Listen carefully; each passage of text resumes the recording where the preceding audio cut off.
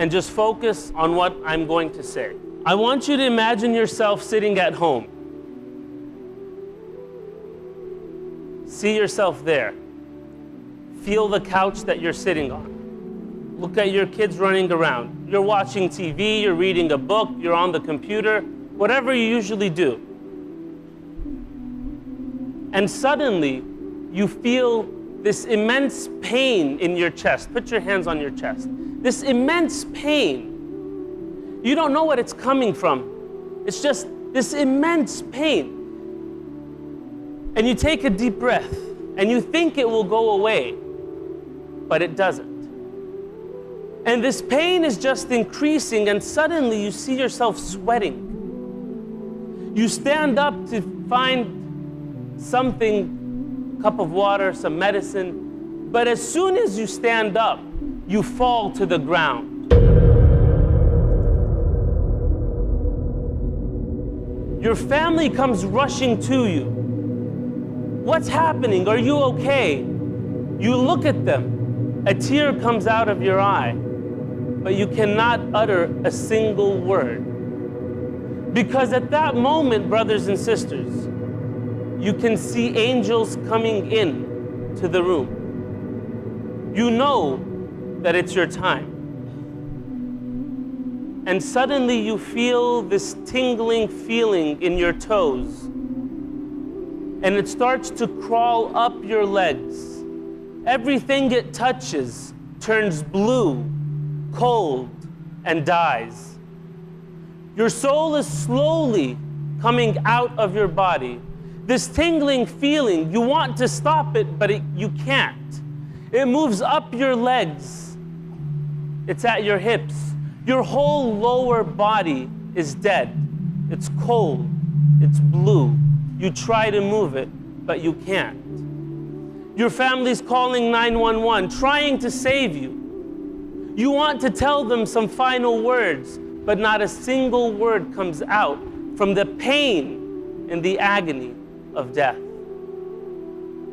You look at your kids. You don't know what's going to happen to them. You look at your wife, and suddenly this tingling feeling keeps crawling up your body. It's at your chest. You try to stand up, but you can't. Most of your body is dead by now. And you know that in a few moments, it's over.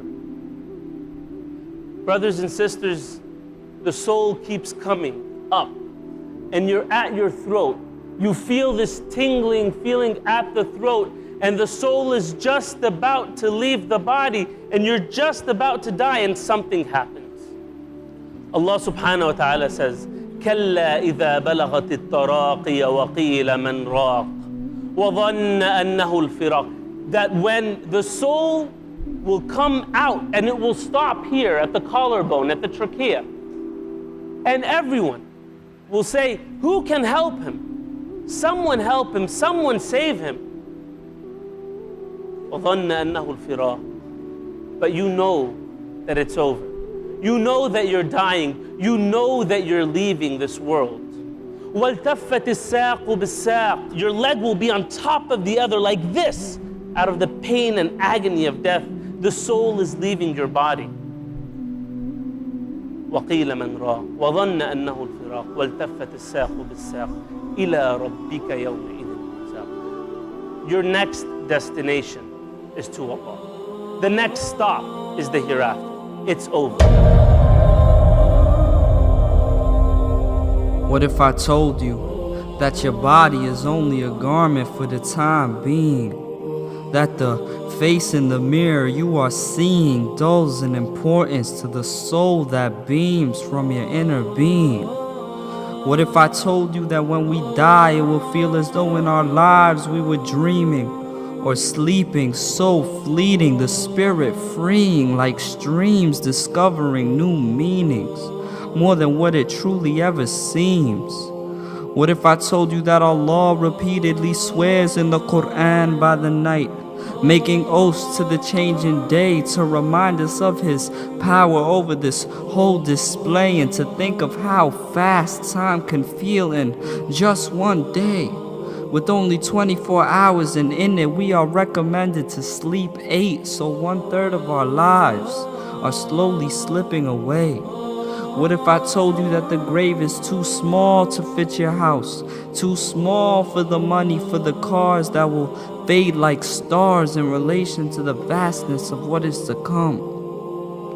What if I told you that even though the casket is not big enough for all these materials, that the shroud can still house the most monumental of people, not in stature nor in status, but in deeds and devotion, people who are able to see beyond the commotion, the strength it takes to leave the crowd and focus on what is truly important, as did Moses or Joseph, Sumaya and Khadija. Each day I ponder on what it means to truly be a believer. What if I told you that after every breath our accounts are getting nearer? With every step, inshallah, we'll see it clearer, to still enjoy the fruits of this life. Smiling is charity, but never too in love that we lose our clarity and forget the true prosperity. To fulfill our promise and submit with sincerity.